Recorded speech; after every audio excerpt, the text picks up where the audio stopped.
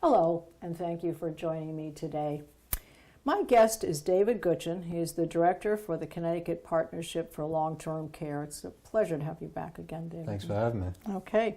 Now, we've had you on as a guest previously on Connecticut Valley Views over the past 8 years that we have been doing our show.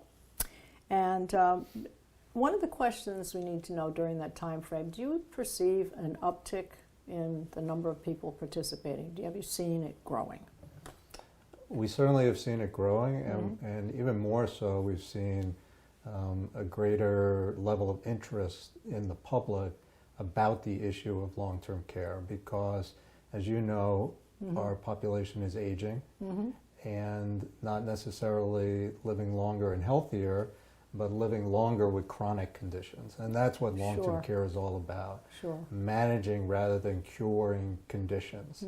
So folks who need help with basic activities of daily living like bathing and dressing, as folks live into their 80s and their 90s, there's a much greater chance that that's happening. So the more people who experience long-term care, more people actually become interested in how you plan for it. Because now those people's kids and their grandkids are being exposed to it, whereas before they might not have been. Because they have to be healthcare advocates for their own family. Right, and the thing that motivates somebody to do planning for their future long-term care is watching a loved one go through the financial impoverishment that happens when you end up needing long-term care, especially in a state like Connecticut where it's so expensive. So it's obviously very emotional and psychologically difficult when someone gets to a point in their life where they're dependent on other people for their daily activities that they spent their whole life doing independently.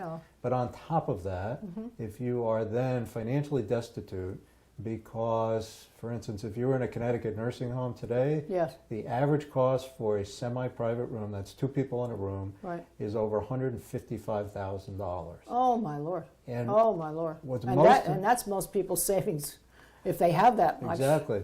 And what's most important, beyond the cost, is who actually pays for long-term care. Right. Unfortunately, most people still believe, even with all the education we've done, that Medicare will cover their long-term care needs. And Medicare is health insurance for the elderly and some folks who are permanently disabled.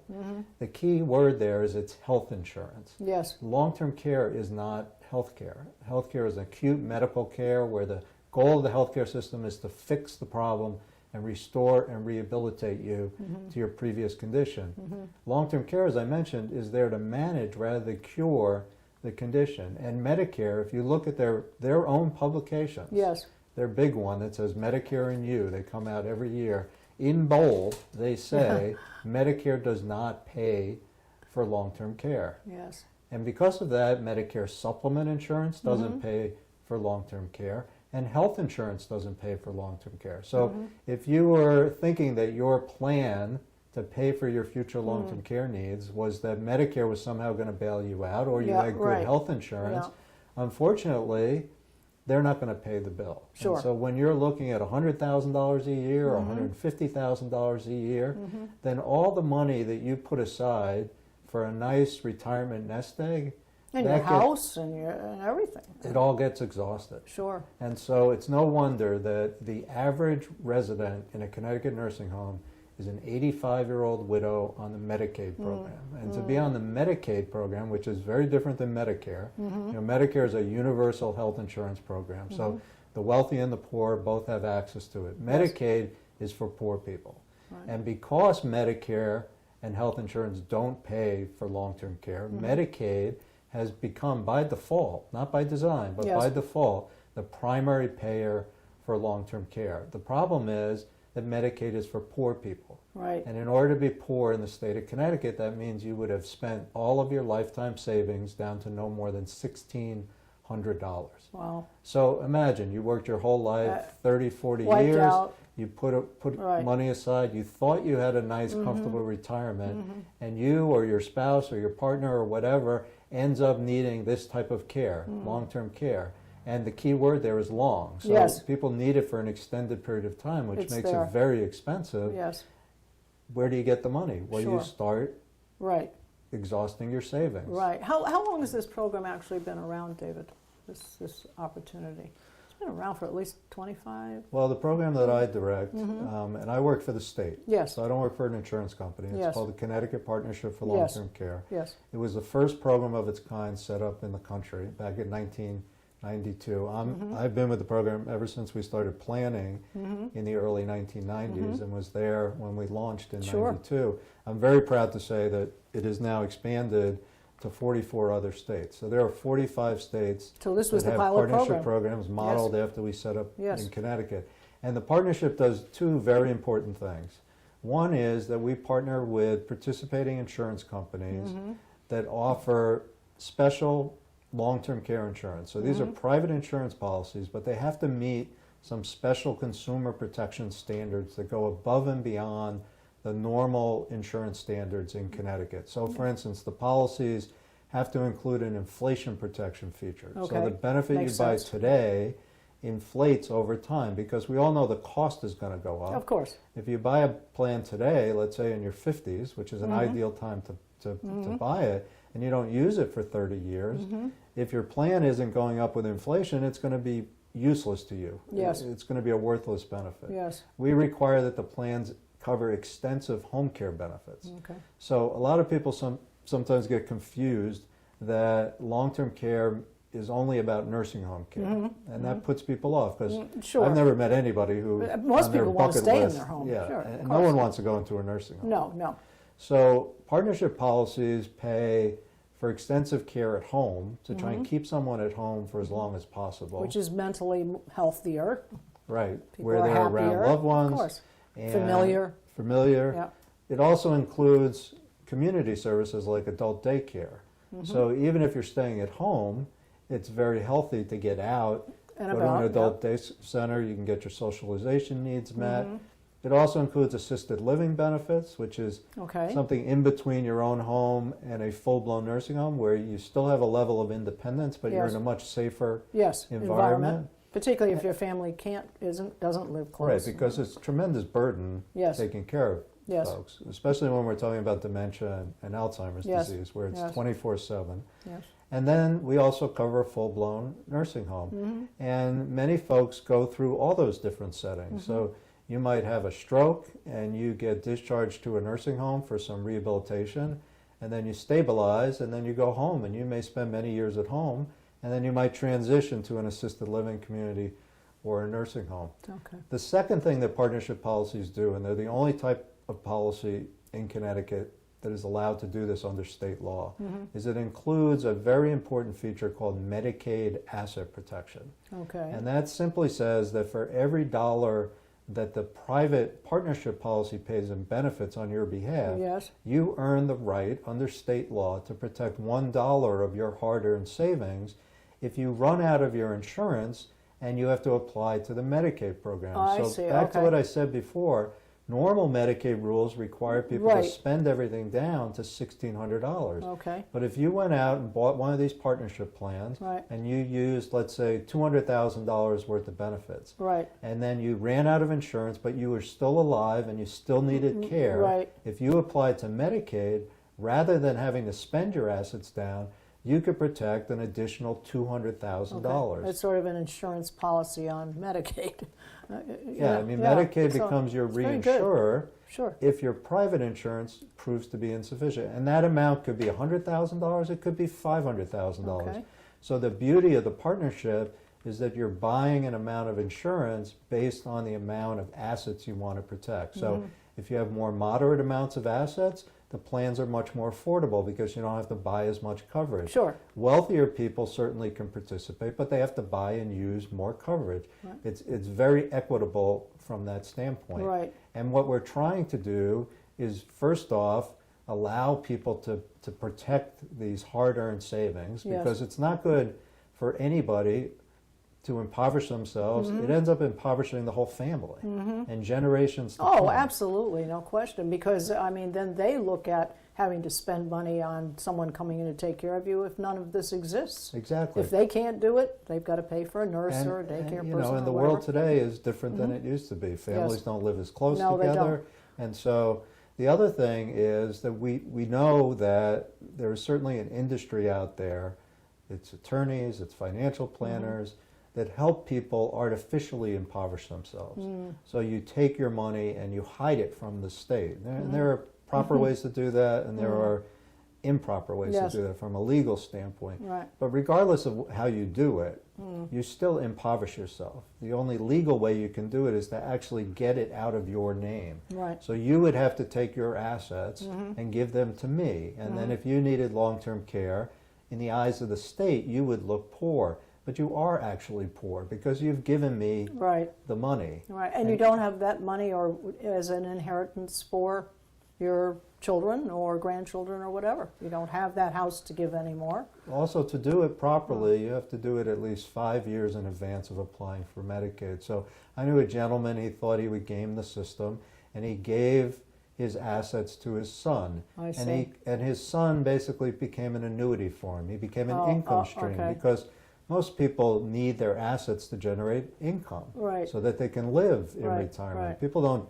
generally just spend down their assets. They use it to generate income. And so everything was fine. His son was married. He had a great relationship with his father, and they didn't have to do anything contractually. Right. However, his son, 2 years later, while this gentleman was still healthy, got divorced. Oh. And those assets became part of the divorce settlement. Oh, the divorce settlement. And unfortunately, this gentleman couldn't go to the judge in the divorce case and say, you know what, those are really my assets, and I only gave them to my son, so I would look poor. So all the other taxpayers could pay for my care. Oh. So there are inherent risks with doing that sort of planning. We feel a better approach is to go out and buy private long-term care insurance and hope you never need it. Right. Nobody wants to have to need it. Right. Nobody wants to need really likes any insurance. Anyway, But from a financial standpoint, you're transferring the risk to the insurance company because most people can't take that risk on themselves. You can't self-insure your home or even your car. And people would buy insurance even if they weren't required to do that because it's such a big outlay if there was damage. Long-term care is much more expensive for most people than your home, than your car. And unfortunately, it's one of those things that people don't think about in terms of having to protect themselves. In my opinion, it's one of the most important things that folks should do. It's a life planning thing. I mean, when you look at the portfolio and people say, well, we're going to help you. I mean, I guess that's part of it. People talk about your assets and where your investments are, depending on your age and so forth. But this is all part of that. That's estate planning, essentially. Well, my opinion is that any solid retirement plan has to account for the potential cost of long-term care for the individual and for their spouse if they're married. And if that financial planner doesn't do that, I think that they are being irresponsible. In fact, that they should lose their ability to do that sort of planning because it is the number one unfunded liability that people face. So if you have Medicare, at least you have some health care coverage, and a lot of people get Medicare supplement coverage.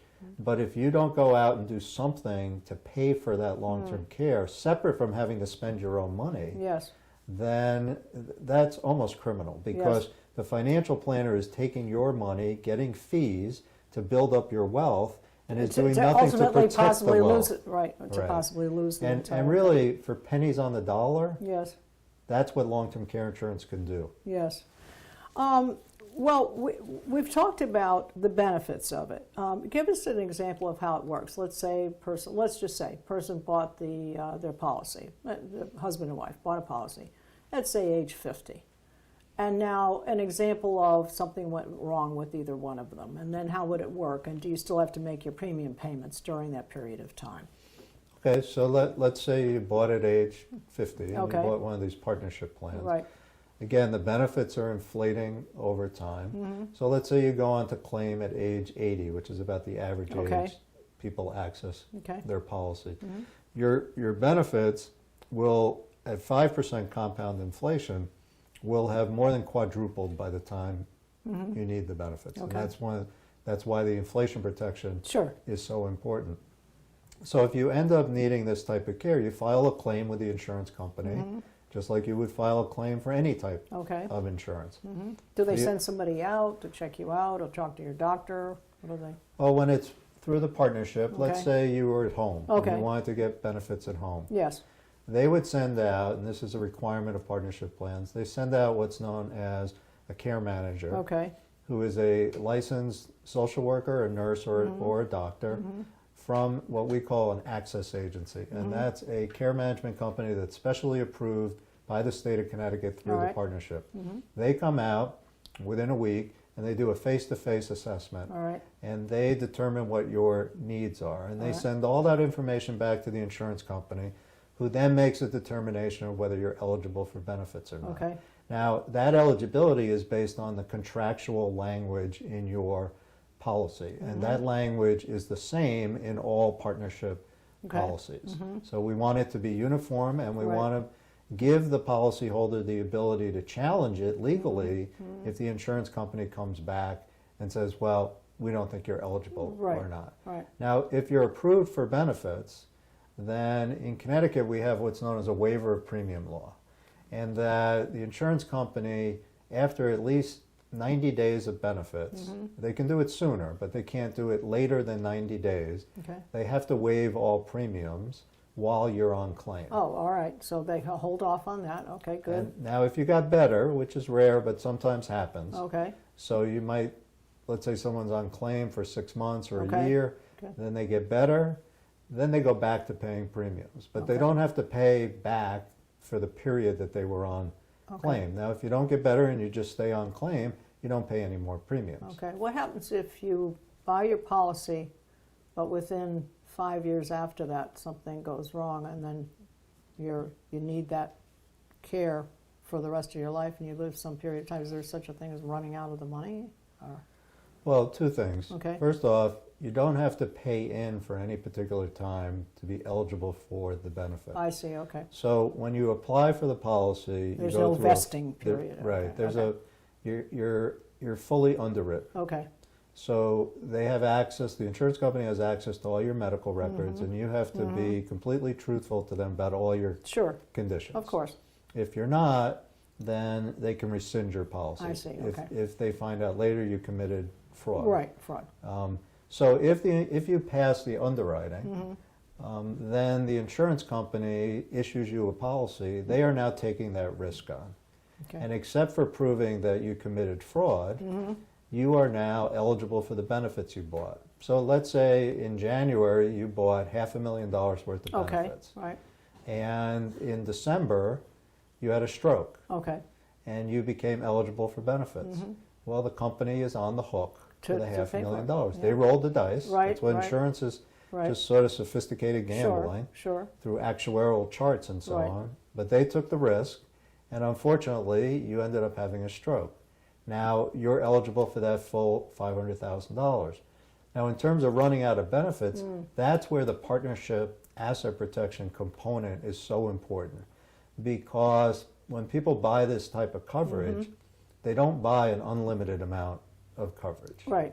So you're buying generally a dollar amount. It's usually described as the number of years of coverage, Okay. but in reality it's a dollar amount. You Yes. buy a certain amount per day Yes. for a certain number of years, and it gives you a pool of benefits. Okay. So in this example, you have $500,000 worth of benefits. Right.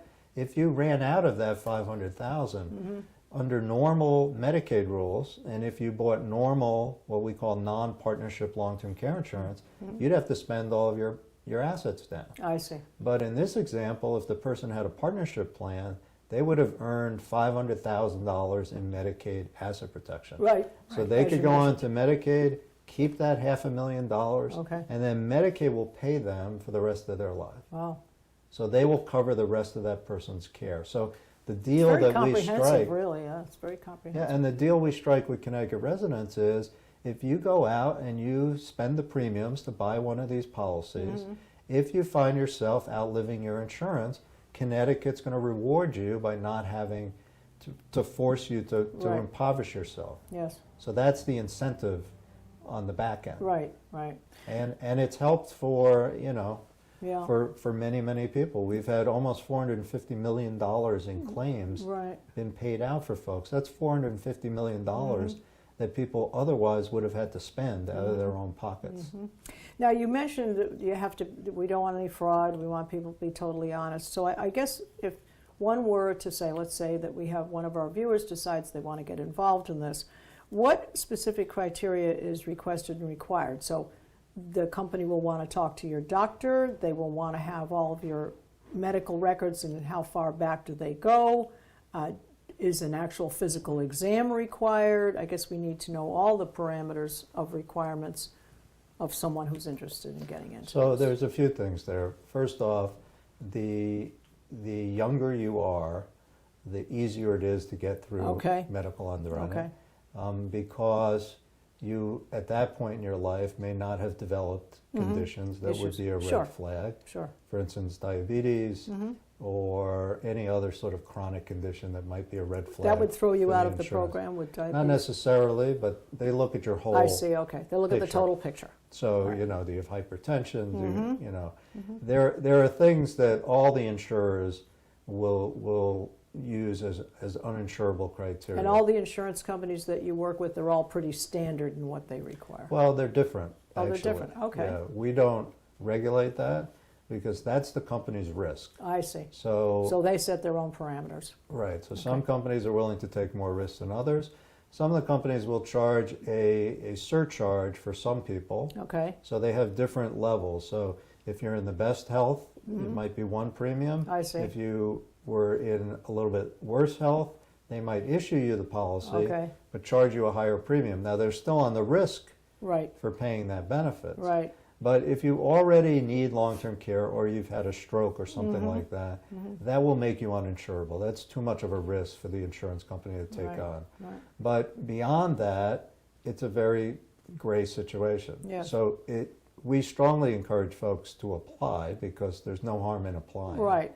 And so do it while you're in good shape and at a reasonable age. Yeah. And so when you apply, you give the insurance company the right to look at all of your medical records.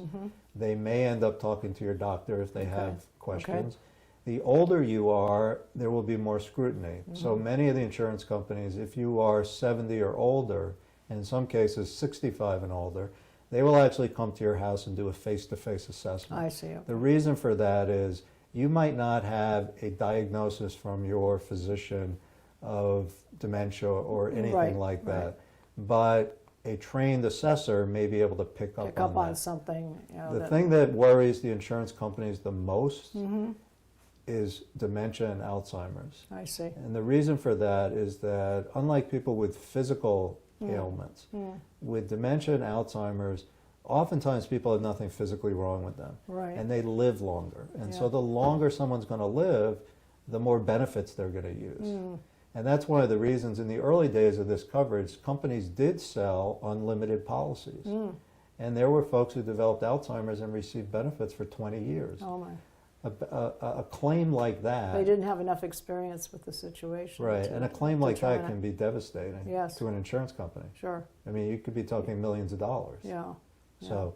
Well, I guess that leads us to the case of how big it is. In Connecticut, the Connecticut Partnership, would you say that the larger the pool of people participating helps with keeping prices for these policies more in line? Is that true? Absolutely. That's always been the goal. Okay. So you folks out there, you can contribute to everybody's benefit if we all jump into the pool. Right. Okay. And that's one of the reasons that we've always hoped that on the federal side that they would provide some strong tax incentive for people to buy the policies, because the larger the pool, the more the risk is spread out. Well, that's interesting. So tax incentive. So that's something that tried to get passed or accomplished? Oh, people have been trying for over a dozen years. Yeah, that would definitely that would definitely be an advantage to us. What we would like is an above the line tax deduction on the federal tax return. Yeah, that would be so you could take it right off your income tax, like you would an IRA deduction or something like that. That would do two things. One is it would drive the cost down. Right. Because people would be able to save on the premium. But two, I think it would send a very important message that's been lacking from the federal government. The states have been doing a good job with it, but a message from the federal government that we really want you to plan ahead for your future long-term care. We'll have to get some of our needs. senators and representatives going on this because it's critical to people. It's a benefit to the state. It's a benefit overall to the nation. It solves a lot of problems. So we've got to work on that a bit more. You know, it's a win for everybody. Yes. Because there is a tsunami of costs heading towards the federal government as well as state governments because of the aging of the population. Sure, sure. And that is going to crash on, right now, the Medicaid program. Yeah. Well, we're talking about health care all the time. I mean, so this should be right in the mix. I mean, we're talking about what are we going to do about things. And Medicare has its own problems Yes. dealing with the health care of Right. the aging population. Yes. They've protected themselves against long-term care by not including it. Right. But that is being covered first through impoverishment through individuals and then on the backs of the Medicaid program. And so that's just going to get worse and worse as people age Yes. and they live longer. Yes. Because medical technology is going to keep people alive longer. Yes. Well, very quickly, David, our time has gone by very fast, as it always does with you, but it's very informative, very constructive. I certainly hope that you folks out there take advantage. You need to contact this office, and we want to give you the website, which is ctpartnership.org. Through them, you can email to that office and for their website, and there's also a 1-800 number, which is 1-800-547-3443. We hope that we have woken some people up, reminded some people who have seen you on before, and encouraged them to participate in this program. But I do want to thank you very much for joining us again. And I hope people contact us. And just to remind folks, we're not an insurance company. We're the state of Connecticut. No, they're here for you. They're here for you guys. We're not there to sell anything to anybody. Absolutely, absolutely. And I just want to remind all of our viewers to please see all of our programs on ctvalleyviews.com. This is Susan Patricelli-Regan. Thank you for joining me today with my guest, David Gutchin.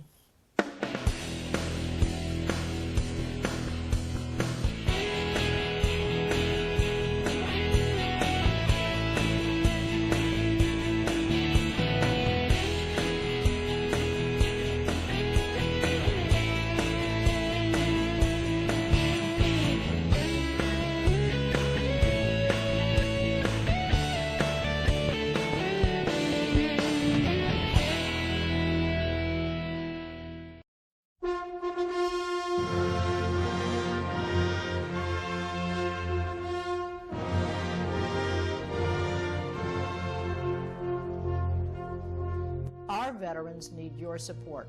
Foxfield Farm for a Recovery Mission is a not-for-profit organization that has been established to provide an equestrian groundwork training program for U.S. veterans with PTSD and related issues incurred through military service. This curriculum will be offered at absolutely no cost to any veteran participating in the program. This foundation will also incorporate the repurposing of rescue horses and locating new, responsible owners. The synergy of the work invested by the veterans to aid the recovery of these horses is equitably therapeutic. Please go to our website to be a supporter, www.foxfieldrecoverymission.org. Thank you.